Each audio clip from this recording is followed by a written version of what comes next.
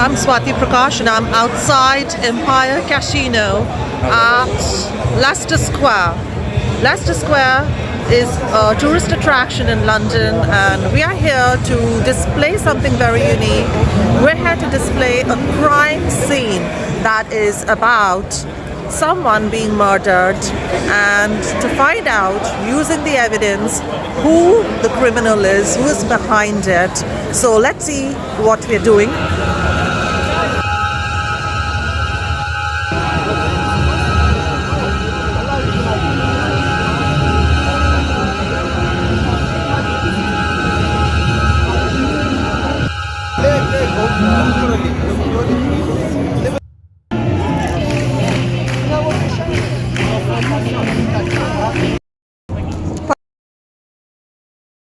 We are here because a crime has been committed.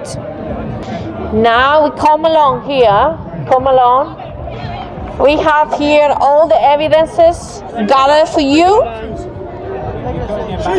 We also have...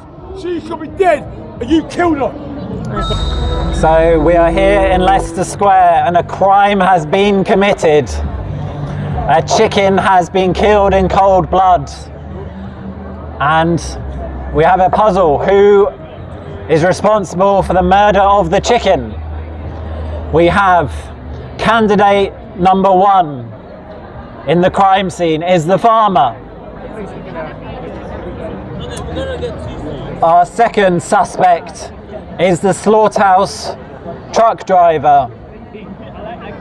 Our third suspect is the slaughterhouse worker. Or maybe it's the shop seller. The fifth suspect is the customer. And we're here asking members of the public, out of these 5 suspects, who do you think is responsible for the murder of the chicken? Is it one in particular? Is it all of them?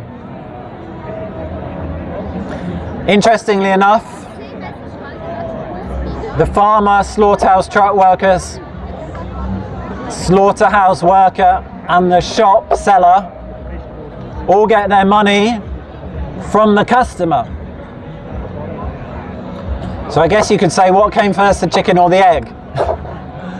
But it's supply and demand. The customer gives the money, the other producers supply and put the food in a position for the customer to buy.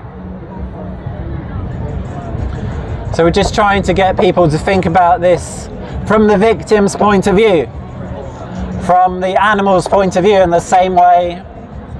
I'm sure if you saw a dog being killed or abused, you'd be thinking from the dog's point of view. Been thinking about what happened to the dog, and I'm sure you'd be against it. I'm sure if you saw someone beating up a dog, kicking a dog, or even killing a dog, you'd actually be angry. You'd be calling up the RSPCA. Yeah, amazing. So here we're just thinking about the chicken, who's also being slaughtered, also being probably mutilated, usually get their beaks cut off without anaesthetic, and also suffer the imprisonment, the emotional abuse, the mental abuse of being imprisoned, confined. 90% of chickens cannot smell, be in the fresh air, cannot feel the grass on their feet, cannot do natural things like foraging, cannot do what they naturally want to do. So it's not just the crime of the murder. Also, we are suggesting there's also the crime of the imprisonment before the murder. This is, ever since these animals are born, they're confined and being basically raised to be killed. They will be forcibly impregnated. Then when they have their babies will be taken away from them in the first week of life, usually. Would it be okay to do this if we didn't harm them? If we just killed these animals in a humane way? Would it be okay if we humanely raised dogs and then kill them in a humane way when they want to live, when they, just like us, want to live. We wouldn't justify. Do we have humane murder? So as an individual, what do you think the best way you can stop this is? Well, I don't know. Here, I'm asking you about chicken. what's happening with the chickens? They want to live just like you. Yeah, I agree with you. But I'm not going to stop eating meat. I think that can be done without the torture and eating.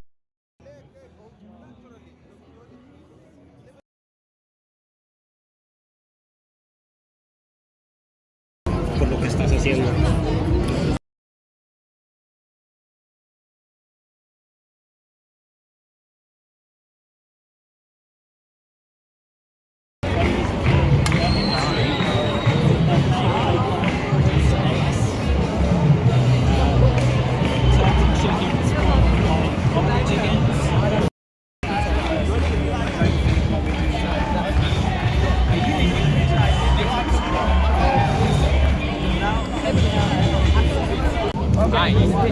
Thanks for not buying me, and thanks for not eating me, and thanks for going vegan.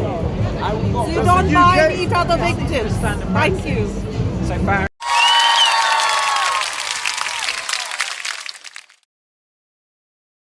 Go vegan for animals.